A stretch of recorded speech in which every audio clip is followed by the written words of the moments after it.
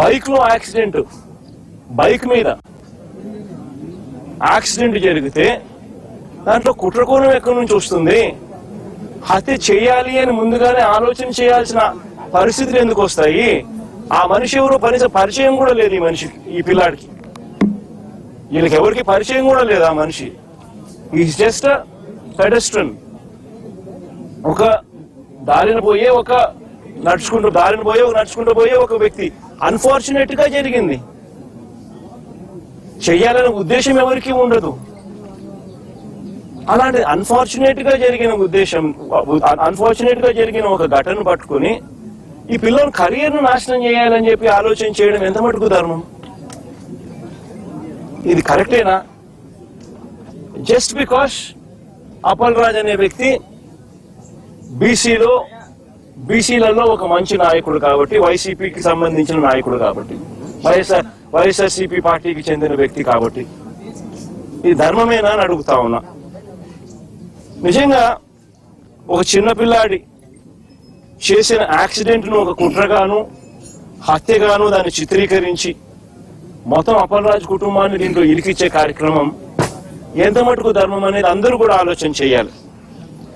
అసలు ఆశ్చర్యకరమైన విషయం ఏమిటి అని అంటే, ఎల్లో మీడియాలో ఒక కట్టుకథ రాయిస్తారు,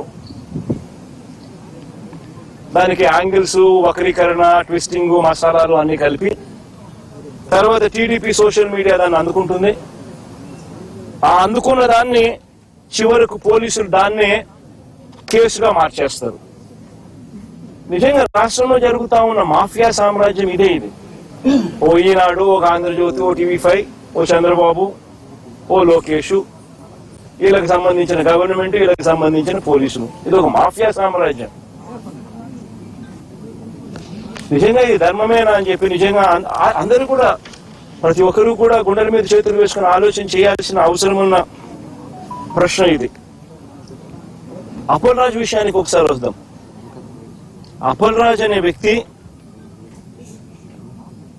10వ తరగతిలో he was state first rank. Appal Raj అనే వ్యక్తి వీళ్ళ నాన్న 10th క్లాస్లో స్టేట్ ఫస్ట్.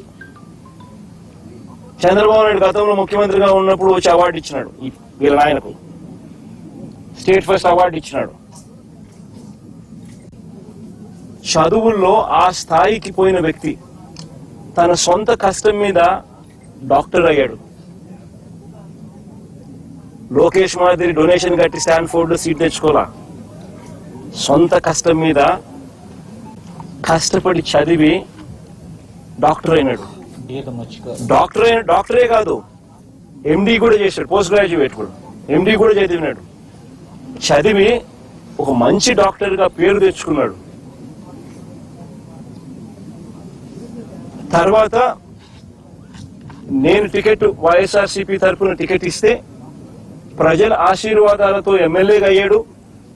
దాని తర్వాత మన పార్టీలో మంత్రిగా కూడా పనిచేశాడు. అంటే ఒక బీసీ నాయకుడు, ఒక అతి సామాన్యమైన కుటుంబం నుంచి వచ్చి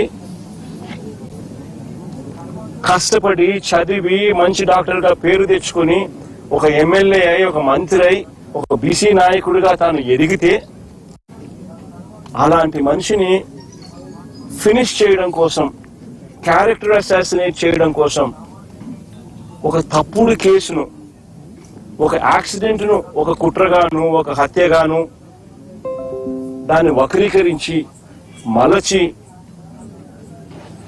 తన కెరీర్ ను నాశనం చేయాలని, తన క్యారెక్టర్ ను అసాసినేట్ చేయాలని, అప్పల్ రాజును నాశనం చేయాలి అని చెప్పి ఇంత దుర్మార్గపు ఆలోచన, ఆ దుర్మార్గపు ఆలోచన చేసే దాంట్లో కూడా కనీసం ఈ 18 ఏళ్ల పిల్లాడు, ఈ పిల్లోడి జీవితం నాశనం అవుతుందని కూడా కనీసం చంద్రబాబు నాయుడు ఆలోచన చేయడం లేదంటే నిజంగా అడుగుతా ఉన్నా. 80 ఏళ్ల వయసు వస్తా ఉంది చంద్రబాబు నాయుడు. మనిషి అన్నం తింటున్నాడా, గడ్డి తింటున్నాడా అని అడుగుతా ఉన్నా. అబ్సల్యూట్లీ రాజకీయాలను ఒక నీచమైన స్టేట్ లేక్ తీసుకొని పోవడం ఇది. నేను అడుగుతా ఉన్నా, ఒక్కొక్కరికి ఒక్కొక్క న్యాయం ఉంటుందా అని చెప్పి. కొన్ని తెలుగుదేశం పార్టీకి సంబంధించిన వాళ్ళకి ఎక్కడికైనా వాళ్ళు ఎవరైనా యాక్సిడెంట్ చేసినా, వాళ్ళ పిల్లలు కానీ వాళ్ళ బంధువులు కానీ ఎవరైనా యాక్సిడెంట్ చేస్తే లేదా వాళ్ళే యాక్సిడెంట్ చేస్తే వాళ్ళ కారులో ఉండగానే యాక్సిడెంట్ జరిగితే మొత్తం కుటుంబాన్ని కూడా ఇదే మాదిరిగానే కేసులు కట్టి అరెస్టులు చేసి కుట్ర కోణము హత్య కోణం అని చెప్పి పెట్టే కార్యక్రమం జరుగుతుందా? చేస్తారా అని అడుగుతాను చంద్రబాబు నాయుడు గారిని. ఒక నిజంగా చేసేట్టుగా అయితే ఇచ్చాపురం టీడీపీ ఎమ్మెల్యే కారు ఢీకొని వృద్ధుడు మృతి. ఇచ్చాపురం ఎమ్మెల్యే స్వయంగా కారులో ఉండగానే కారు ఢీకొని వృద్ధుడు మృతి. ఇదే ఇదే ఇదే శ్రీకాకుళం జిల్లాలోనే నేను చెప్తా ఉన్నా, ఎక్కడికో బయటకు కూడా పోవడంలా.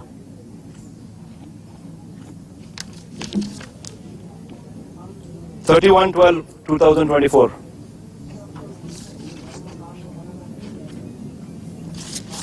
ఇంకో కేసు కూడా ఏదో ఉంది కదా,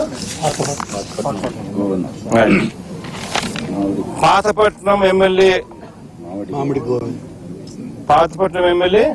మామిడి గోవింద్